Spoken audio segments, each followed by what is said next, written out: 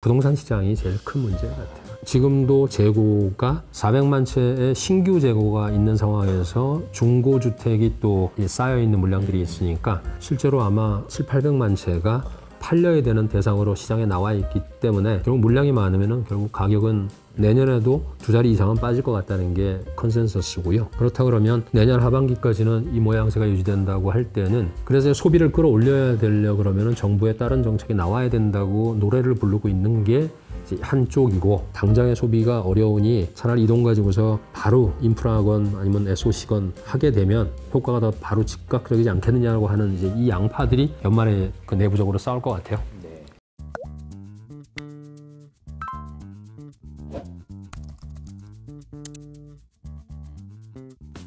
제가 그 대표님께 좀 여쭤보고 싶고 저희 이제 구독자분들도 알면 좋은 것들이 네.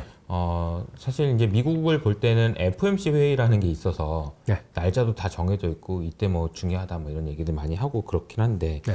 중국도 그런 중요한 일정들이 있잖아요. 이번에 네네. 뭐 전인대도 있고 뭐 여러 가지 일정들이 있는데 앞으로 이제 어떤 일정들을 좀 봐야 되는지, 그러니까 뭐 뭔가 부양책이 나온다 그러면 언제 뭘 봐야 되는지 이런 거 좀 알려주시면 좋을 것 같아요. 일단 향후에 단기적으로 볼 때는 뭐 3가지 스텝일 것 같은데요. 연말 연초 해가지고 12월 둘째 주에 아마 중앙정치국회의가 있을 것 같고요. 그다음에 셋째 주에서 넷째 주 넘어가기 전에 보통 이제 12월 17일, 18일, 19일, 20일까지 해가지고 3일 정도 할 텐데요. 4일 중에서 아마 3일 골라서 할 텐데 그때 있는 이제 경제공작회의. 연말에. 네. 이제 그야말로 정치국회의는 정치. 근데 이제 민생 뭐 이런 거 다 토론하겠죠. 네. 그리고 이제 경제공작회의니까 이게 이제 이 회의의 이제 수장은 당연히 이제 시주석이고요. 네, 네. 거기서 결정되는 것들이 이제 방향이 정해지면 여기서 정한 전체적인 그 틀과 그다음에 세부 사항들에 대해서 이제 금액이 나와야 되지 않습니까? 근데 사실 안 나올지 나올지에 대해서는 이번에도 우리가 그 11월 8일로 기대를 했었지만 맞아요. 뒤로 넘길 가능성도 있고, 왜냐면 그 12월 그 말 이후에 1월 20일에 이제 트럼프 행정부가 수반이 들어오고 나서 관세를 갖다 바로 시작을 할지, 사실 대통령 권한이니까는 뭐 시작하려고만 하면. 그렇죠. 그러니까 거기에 따라서 큰 방향만 정하고서 뭔가 디테일한 부분이나 넘버는 3월에 또 오픈할 가능성. 그러니까 지금 이 아까 말씀드린 대로 초시기 방법이 지금 다양하게 계속 막 방법이 바뀌어서 3월에는 그럼 뭐가 있어요? 3월에는 전인대라 그래서 이제 우리 뭐 제일 큰 거죠.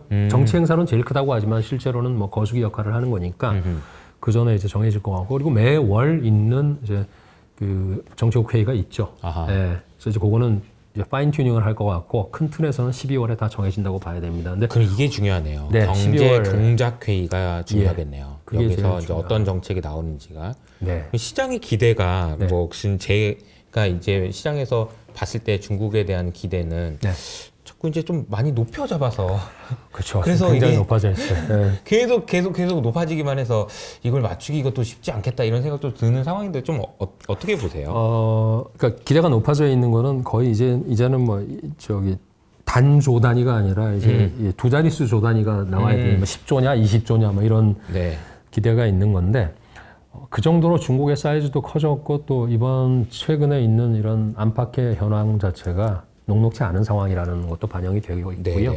그런데 그냥 합리적인 추론을 하면 결국 재정 적자율 얼마로 할 거냐, 그다음에 국채 얼마 발행할 거냐, 그리고 지방 그 특수채 그거 얼마나 이제 허용을 할 거냐, 이렇게 한 뭐 3가지인 것 같아요. 어디다 쓸지는 그 다음 얘기고, 근데 이제 이게 선후 관계가 있겠죠. 어디다 쓸지 정하고 이제 발행을 할 텐데 지금 재정 적자율이 좀 그 전인대가 정해놓은 건 3%인데 내년에 최소 3.5에서 많게는 4.5까지 또 얘기를 합니다. 재정적자 비율 자체를. 재정적자 비율이라는 게 그러니까 이제 GDP에 비해서 정부가 얼마나 더 적자를 낼 수 있느냐. 그렇죠. 인데 기존에는 3%까지만 하자 뭐 이런 거였다면 이걸 좀 높일 수 있다. 근데 사실 이제 미국의 숫자를 제가 말씀드리면 미국은 7%. 7%죠. 6 넘었죠. 미국은 7%예요. 그러니까 지금 그렇게 보시면 돼요. 미국이 많이 가르쳐주고 있어요. 그러니까요. 미국이 이제 뭐죠? 2008년 금융위기 당시에 야 이게 좀 많이 써야 되겠다 싶어가지고 이제 한 5%가 썼던 것 같은데 코로나 때 한번 팡창 쓰고 또 지금도 7% 정도 쓰고 있단 말이에요. 근데 중국은 아직은 지금 3%까지만. 그렇죠. 근데 이걸 얼마나 높일 거냐가 그렇죠. 이제 첫 번째네요. 근데 이제 사실 중국은 뭐라 그럴까요? 그 정책 결정하는 사람들이 채무 비율 높은 거에 대해서는 좀 체질적으로 거부감이 있는 거는 같아요. 맞아요. 예, 그래서 그런 내부적인 저항이라든가 내부적인 반박도 많이 있는 걸로 뭐 간접적으로 듣고 있는데 어쨌건 사태가 심해지면은 그거는 올릴 수는 있고 올렸을 경우에 큰 문제 없다는 거는 미국이나 일본 케이스로 이제 스타디가 돼 있는 것 같고 그리고 아까 말씀드린 대로 미국의 부채 구조와 중국의 부채 구조가 비슷한 듯 또 다르기 때문에 그렇죠. 예, 근데 전체적으로 봤을 때는 외부의 단기 채권이 그 부채가 없는 한은 중국은 지금 다 내채거든요. 외채는 비율상으로 보면 3% 조금 넘을 겁니다. 그리고 외환 보유고도 3조지만은 실제로 해외에다가 국유기업 플러스 그 국유기업들이 옛날에는 해외에서 벌면 무조건 가져와서 달러를 RMB로 바꿔서 그걸 이제 외환 보유고로 보유를 하던 게 2018년 이전에 중국의 그 외환 관리 시스템이었는데 그 다음부터는 수출이 급증을 하면서 해외에다 그냥 키핑해놓고 니네가 해외에서 필요한 데 써, 결제하는 데 써 이래서 2조 달러가 해외에 있어요. 그렇게 보면 중국이 가용 가능한 달러는 5조 달러가 넘습니다. 와, 예, 그러니까 이런 나라가 외환위기가 있거나 뭐 어떤 부채위기가 있기는 어렵고요. 또 그런 측면에서는 중국은 아마 부채 비율 자체는 내부의 의사결정 사항이고 그런 프로세스의 문제이지 뭐 갈 수는 있을 것 같은데 뭐 다시 돌아가서 그게 이제 뭐 3.5에서 4.5 예, 그 정도 갈 것 같고 그럼 이제 국채, 특별 국채는 사실 특별 국채라는 게 용도가 딱 정해져서 나오는 건데 금년에 이제 1조 발행했거든요. 근데 이제 이게 내년에는 2조 이상은 될 것이다는 이제 합리적인 추론을 하고 있고 근데 그걸로 부족하다는 얘기도 계속 나오기도 합니다. 예. 근데 이제 말이 1조, 2조지 이거는 사실상 뭐 이 장기 국채이기 때문에 영구 국채나 마찬가지이기 때문에 2조면은 우리 돈으로는 어느 정도 되나요? 400조 가까이 되죠. 엄청나네요. 예.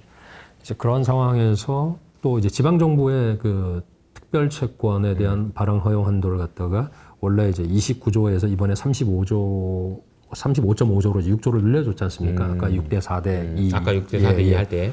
그 6조가 늘어났으니까 그건 이제 빚 갚는 데 쓰지만 내년에 또 다른 쪽에 말하자면 지방정부가 노는 땅 사게끔 한다는 얘기도 있었고 계속 얘기 나와요. 그리고 아파트도 계속 그 지방정부별로 그 미분양된 거 살 돈 그것도 결국 특별채권 발행을 해서 중앙정부가 배서하는 식으로 해서 될 것 같아요.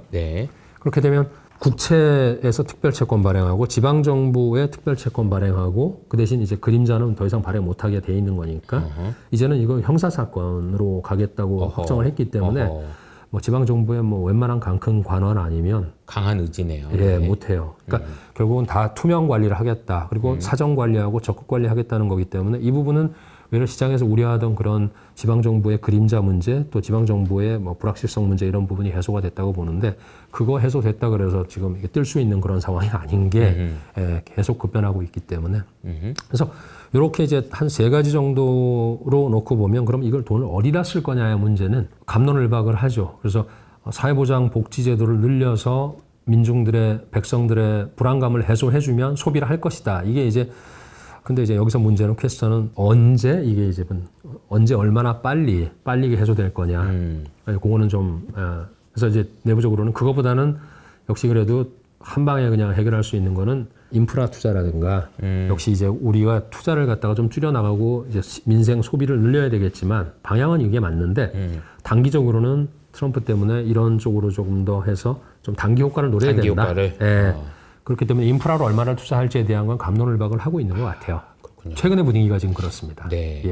아무래도 저희 그 시장에서 기대는 지금 이제 소비가 좀 살아나야 되지 않겠나. 그러니까 좀 뭐 좀 그 화끈하게 좀 어떻게 좀 해가지고 그러니까 투자하시는 분들 다 비슷해요. 그러니까 그 주가 올리려면 그런 거 좀 필요할 것 같은데 그런 거는 아직 막 이렇게 기대감을 좀 낮춰야 될까요? 어떨까요? 그러니까 그 이제 9월, 10월, 11월 이렇게 하면서 한 2달 지금 지나고 있지 않습니까?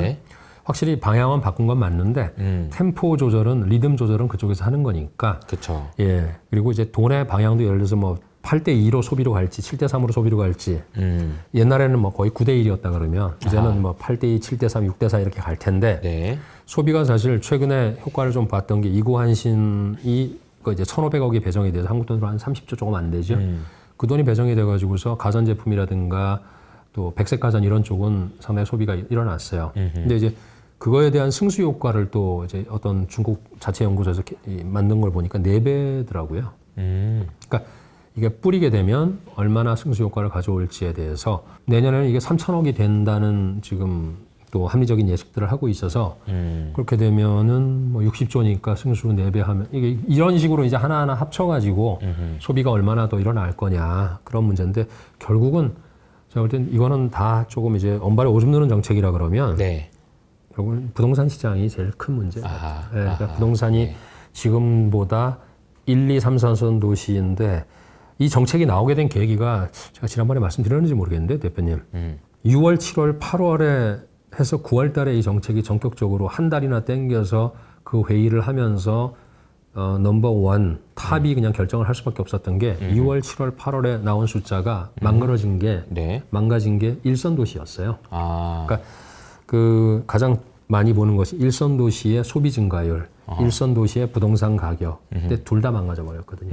그래서 외려 3, 4, 5선 도시보다 일선 도시의 기울기가 가파르게 내려가는 걸 보면서 이게 말하자면 집안의 대들보 위기인 거죠, 위기. 네, 집안의 대들보는 일선 도시는 상하이 지금, 뭐 이런 데 그렇죠. 거죠. 상해, 심천, 광주, 북경 4개 플러스 이제 13개 도시 정도가 다 깨진 거예요. 그러니까 그건 뭐냐면 일선 도시에 있는 백성들도 금년 1분기 지나고 2분기 들어와서는 돈 안 쓴다는 게 확실하게 증명이 돼버리니까 그 전에 일부 라인에서 올라오던 보고서의 그 신빙성이 확실하게 더해지면서 그러면서 안 되겠구나라고 했었던 거죠. 그러니까 결국 큰 나라하고 정책이 결정되는 데는 사실 시간이 좀 필요했던 부분이 여기서도 증명이 되는 것 같고요. 그러네요. 근데 결정하고 나서 또 이제 실행하는 데에서도 시간이 있다 보니까 자본시장의 어떤 여러 가지 그 혁신적인 그런 도구들 몇 가지를 제외하고 재정 그리고 기타 정책들, 부동산 정책 이런 거는 소화하는데 시간이 걸리는데 다시 돌아와서 부동산이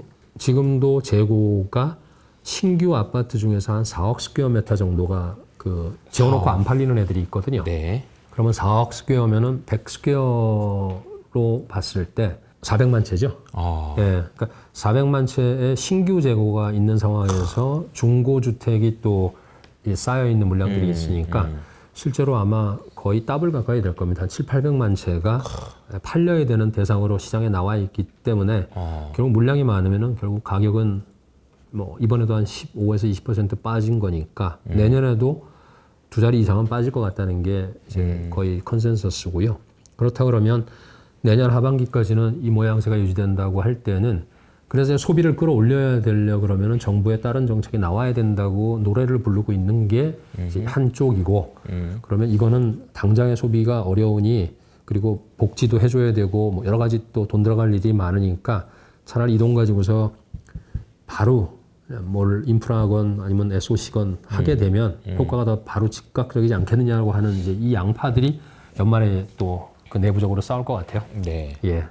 알겠습니다. 사실 이제 중국에 대한 관심은 이제 크게 보면 두 가지인 것 같은데 중국이 어떻게 나오느냐에 따라서 미국도 눈치를 안 볼 수도 없는 상황이어서 또 이제 중국을 봐야 되는 부분이 있다면 요즘엔 사실은 이제 국내에서는 중국에 대한 투자를 그렇게 많이는 안 하세요. 이제 미국 쪽에 이제 많이 쏠려 있고. 맞습니다. 중국 주식을 어떻게 사야 되느냐 이분들 입장에서는 이게 언제 올라요? 이런 게 이제 고민인데 아마 이제 제가 대표님한테도 좀 보내드리고 했었던 것 같은데 국내에서는 막 이런 막 그 분석이 있단 말이에요.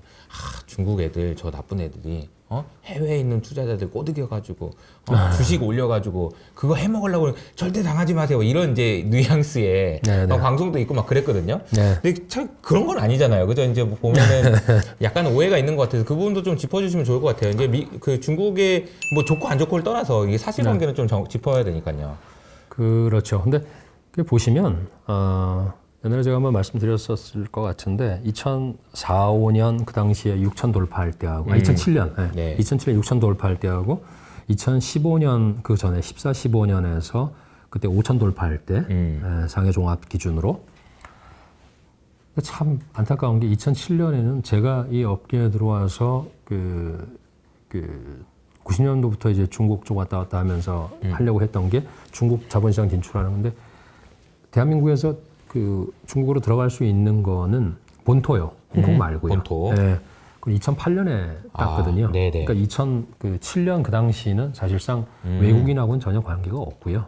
외국인은 들어가 보지도 못한 거죠. 그렇죠. 그러니까 한국은 더더군다나 못 들어갔고 들어간 회사가 일본의 노무라 정도가 들어갔었고 그다음에 미국의 메이저 한 서너 개가 들어가 있었던 시절이고요. 나머지는 다 줄 서서 라이센스 받고 쿼터 받고 이러던 시절이었기 때문에 이건 우리 시장하고는 뭐 없습니다. 물론 홍콩은 다른 얘기입니다. 네. 근데 그 당시에도 사실 홍콩에 상장돼 있는 중국 주식 이런 거는 뭐 제가 기억이 잘 안 나는데 거의 극소수였었던 것 같고요. 네. 그렇다 그러면 2014, 15년인데 그때의 그 한국과 관련된 지분 또 외국인 지분 자체는 지금 이제 외국인 지분이 전체 그 중국 전체 지분에서 3%가 안 되거든요. 3%요? 예. 한국이 지금 실례지만 얼마 한 40 가까이 30 정도 될 것 같고 뭐 좀 주요 떨어졌네요. 이제 은행주 같은 경우에 한 70이 넘는 경우가 많고 삼성전자도 50% 정도. 시장 전체로 보면 어쨌건 30점 넘는 거죠. 좀 넘는 수준. 예, 그러면 중국은 2000년 3%? 그렇죠. 2001년부터 시장을 개방을 했는데 개방하는 속도가 이제 느렸던 거고 조금씩 했던 거고 여러 가지 타법으로 했는데 지금 현재 이제 맥스로 해서 제일 높았을 때가 외국인 지분이 4%가 조금 안 됐어요. 예, 네. 유통 그 시가총액 기준으로. 이거는 일부러 안 푸는 거예요. 아니면은 그러니까 이제 외국인한테 휘둘리고 싶지 않다. 예를 들자면 이제 우리나라도 외국인이 팔면은 주식이 빠져서 그 외국인 좀 나갔으면 그 나가면 이제 더 빠지겠지만 그런 것도 있었을 거고 지금은 이제 막아놓은 거죠, 그죠? 근데 대표님 그게 들어가는 돈은 지금 이론적으로는 무한대로 들어갈 수 있어요. 지금은 네. 안 들어오는 거죠. 안 들어오는 거구나. 네, 그게 첫 번째고요. 두 번째 이제 중국 국내에서 막고 있는 거는 개별 주식에 대한 외국인의 보유 지분을 30%로 막아놨어요. 더 넘어가지 않게. 예. 그래서 20 아시는 분이 별로 없을 텐데 한 20, 한 6, 7% 되면은 거래소에서 뭡니까 이제 외국인이 예를 들어서 뭐 A사, B사, C사 있으면 다 날려요. 곧 30% 된다. 그랬던 주식이 몇 개 있어요. 소비 중에서 옛날에. 예, 백마주라 그래서 몇 개 있었잖아요. 근데 그런 거는 이제 어찌 보면 산업별로 조금씩 이제 업다운이 조정이 될 수도 있을 텐데 전체적으로는 하여튼 그렇습니다. 30%. 그래서 어찌 보면 들어오는 돈은 다 풀어줬지만 다 풀린 상황에서도 지금 외국인 지분 3%, 4%가 안 되는 거는 그건 이제 외국인들이 볼 때 MSCI 뭐 월드 인덱스나 아니면 뭐 AP 인덱스나 이렇게 봤을 때 중국 지분은 여전히 3%가 이제 그냥 이제 뭡니까 적당하다. 평균 웨이트죠. 그렇군요. 오버나 언더인데 지금은 완전 언더 상태고요. 그렇죠. 그러니까 그렇게 보시면 열려서 홍콩을 통해서 우리가 후성강통 통해서 지금 만들어 들어가지 않습니까? 그거 다 포함해서 그렇거든요. 그리고 이제 저처럼 중국에 있는 외국인이 사는 것도 거기다 포함되어 있을 거고요. 그러니까 외국인의 이름으로 들어간 거는 다 그렇지만 얘들은 뭐 우리처럼 노란머리 외국인 이런 개념은 뭐 있을 수 있지만 그 통계는 없기 때문에 갈 수는 있습니다. 그러니까 일부러 안 푸는 건 아닌데 인바이트가 좀 안 되고 있는 상황이고 안 사는구나. 너무 당해가지고 이제 뭐 당한 건 하여튼 정책에 대한 신뢰가 없고 그렇죠. 이제 뭐 교육주나 인터넷주나 이런 게 있었고 맞아요. 그것도 자기들이 문제를 잘 아는 것 같아요. 나오는 정책들을 보면 민간 경제 촉진법 해가지고 나온 거는 앞으로 이제 그런 데 대해서도 보호를 해주는 그런 뭐 법적인 조치들이 다 취해져 있기 때문에. 근데 앞으로는 뭐 그거보다는 돈 벌 수 있으면 다 들어가죠. 그러니까요. 돈 벌 수 있으면. 그렇죠. 근데 지금은 그런 상황은 아닌 것 같아서. 과도기인 것 같습니다. 과도기인 것 같다. 과도기로서 이게 체질이 바뀌고 또 기업들의 뭐 결국은 ROE지 않습니까? 그렇죠. ROE가 얼마나 올라가겠는데 이번에도 뭐 3분기 전체적으로 중국 기업들 평균 ROE는 뭐 8.14, 15% 정도 되니까 뭐 높은 건 아닌 것 같고요. 그래서 그런 반면에 또 일부 반도체라든가 이런 쪽은 또 좋고요. 내부적으로 아무래도 맞아요. 반도체 관련된 얘기들이 대체. 그렇군요. 알겠습니다.